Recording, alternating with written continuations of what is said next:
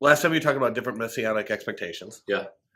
And how Jesus was speaking at the synagogue early in Luke. Right. And Luke 4. Went through Isaiah, some parts of Isaiah, and then Yeah. pretty much laid it on the table and said, guys, this is here already. Yeah. And then he talked about the deliverance of the man in the synagogue. Yeah. Can you talk a little bit more about what comes next after that? Sure, if you want. Yeah. So then after casting out some evil spirits and healing people. So after being presented with the beginning of an idea that says, hey, there's a bigger oppressor that I'm here to release people from, then it moves into a section where Jesus has to gather the people who are going to assist him in ushering in this messianic kingdom, right? So again, normal expectations of the time is the Messiah will be a king who will essentially take up arms in many views of the Messiah and liberate us from Roman rule. And so it's just kind of, I think, a sort of normal part of the idea that the king is going to have to assemble his court, his people, his champions who are going to go and help him kick butt, right? And so a lot of the tension that you see through Luke is around who's on the inside and who's on the outside. And oftentimes the people that you thought automatically should be on the inside are actually on the outside. And the outsiders are brought in to the inside of what Jesus is up to and what he's about. So when you roll into chapter 5, you get the story, this famous story. Jesus was standing by the lake of Gennesaret, or the Sea of Galilee, and the people were crowding around him and listening to the word of God. And he saw at the water's edge 2 boats left there by the fishermen who were washing their nets. And he got into one of the boats, the one belonging to Simon, and asked him to put out a little from shore. And then he sat down and taught the people from the boat. So he's doing his rabbi thing. And then when he'd finished speaking, he says to Simon, put out into deep water and let down the nets, right? And Simon's a fisherman. I mean, like, he knows better, but he also recognizes the authority of the rabbi. So Simon says, Master, we've worked hard all night and we haven't caught anything, but since you say so, we'll do it. And so then, of course, you know the story. They go, they catch a whole lot of fish. And then afterwards, Simon fell at Jesus' knees and said, go away from me, Lord, I'm a sinful man.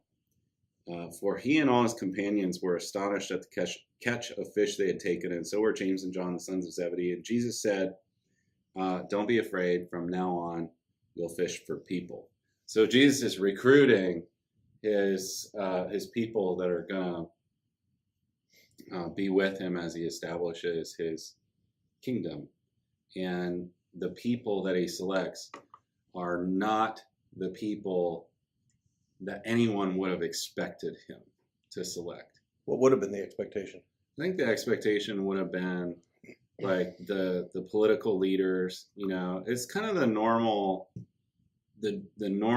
thing where if you're going to try and lead some big political movement, you're gonna try and align yourself and with current political power and try and use that. So you would expect the religious leaders of the day as well, right? Because those are the insiders.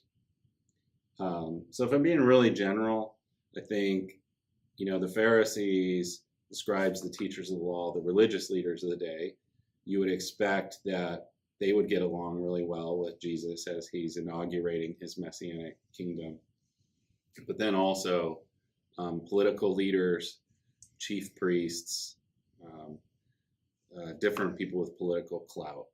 So instead he goes to fishermen who have no political clout, no religious clout, like nothing. And it's really, really interesting as you go through Luke to track the reactions to Jesus. I mean, even back in chapter 4, you're told that people are speaking well of him.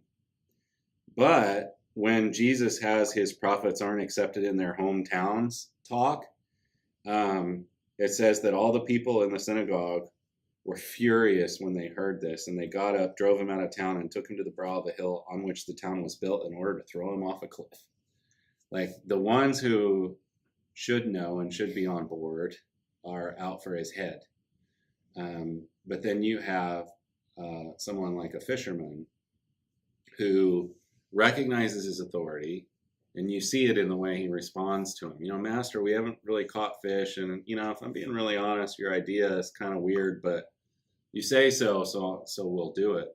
And then after all the fish are caught, it's like Simon is smart enough to see that the power of God is working in Jesus.